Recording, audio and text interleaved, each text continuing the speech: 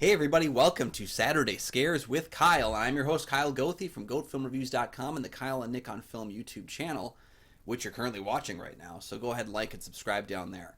We are talking today about a recent film, and it's not The First Omen because we've already talked about The First Omen, and I like The First Omen quite a bit. We're going to talk about kind of the other nunsploitation potential devil baby film in Immaculate.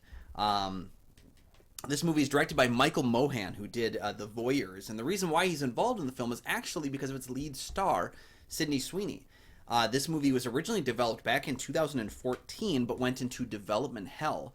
Sydney Sweeney was attached at the time, but she wasn't a big name, so the movie, she didn't have any lift power. But following the success of Euphoria, she was actually able to become a producer and buy the rights of the screenplay in order to get this movie made.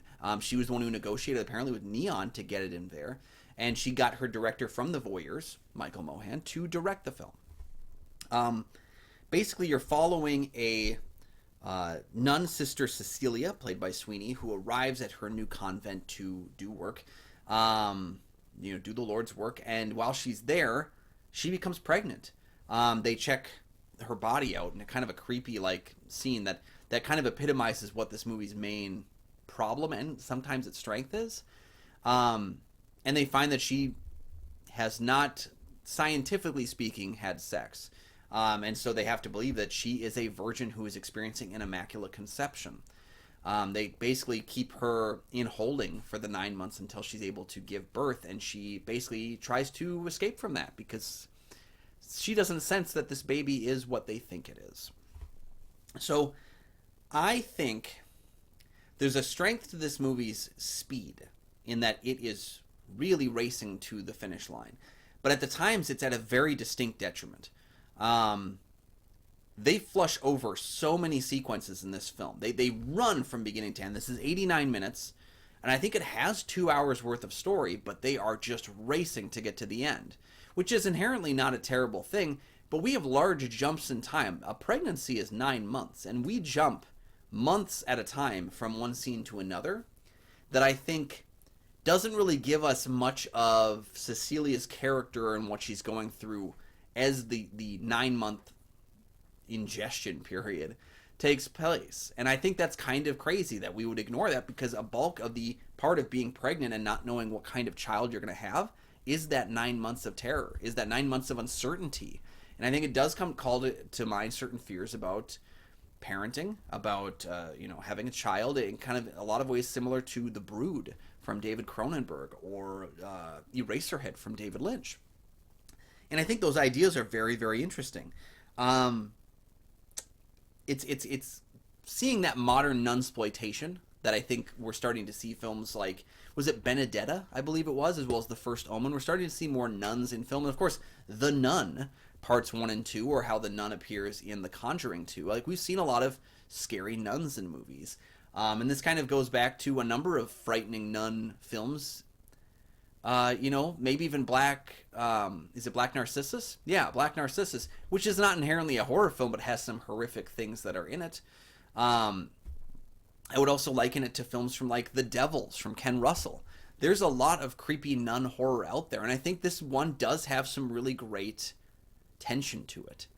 I think it could have had more if it took its time. I kind of recently did a double feature where I watched this movie one night, and then the next night I had watched The Marvels, which was one of the recent Marvel films and one of the ones I had missed in theaters. I don't miss Marvel films in theaters very often, but just the busyness of my life took over on this one.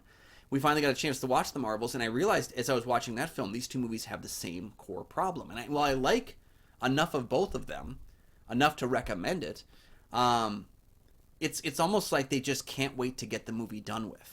The pacing is so breakneck that we're missing a lot of important elements. And so that's a problem with this movie.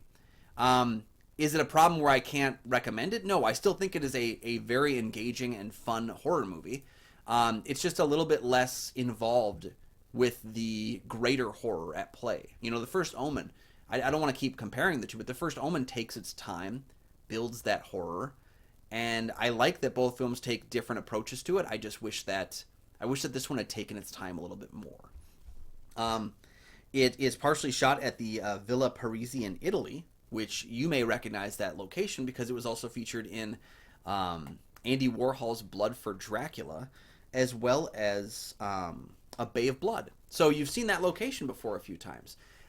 There's also some interesting things. This actually didn't premiere, but it screened at the Fargo Film Festival, of which I've been to numerous times. I lived in Fargo for a number of years, and it was nice to see Fargo get a little bit of screening of some of these major films.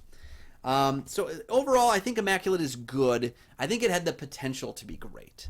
And I know Neon releasing is putting out the film, and I love what Neon does with a lot of these movies.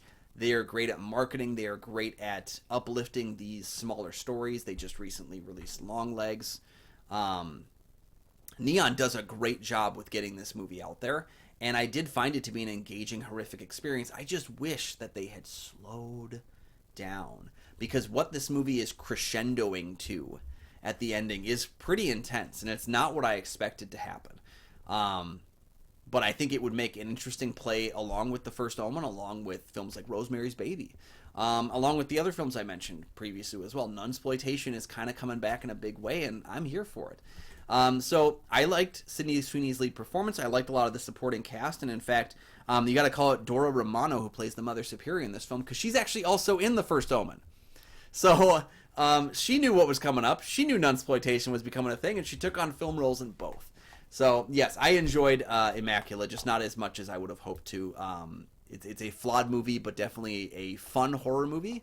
And I would say more of the fun horror movie in this one than you would have gotten with The First Omen, which is much more bleak. This movie doesn't get bleak until I find the ending. Although it hints at bleakness, including that scene I aforementioned, the sequence where they're testing her virginity.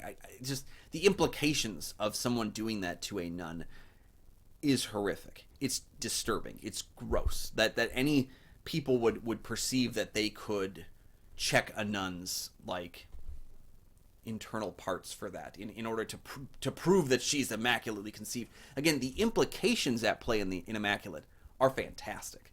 But it definitely does try to have a little bit more fun with the material than The First Omen does. So you've got two sides of the same coin. Let me know down in the comments section which one you preferred.